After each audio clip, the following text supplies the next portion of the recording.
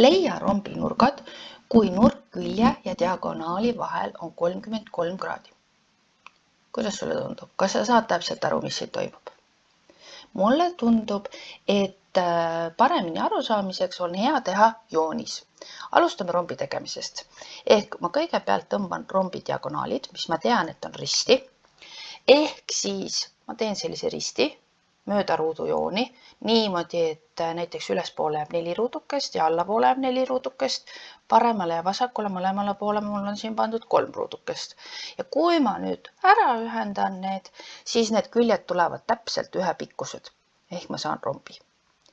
Ja nüüd on mul antud, et see nurk külje ja diagonaali vahel on 33 kraadi. Ehk siit see osa on 33 kraadi.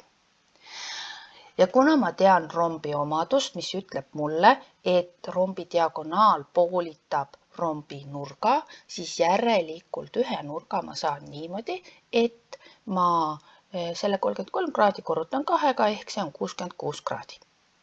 Nüüd ma tean, et rombi vastasnurgad on võrdsed, järelikult beta on ka 66 kraadi, siis ma tean, et lähisnurkade summa on 180, ehk järelikult gamma ma saan 180 miinus 66 on 114 ja tema vastasnurk on ka 114 kraadi.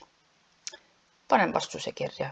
Rombinurgad on 66 kraadi, 66, 114 ja 114. Ongi kõik. Head harjutamist sulle!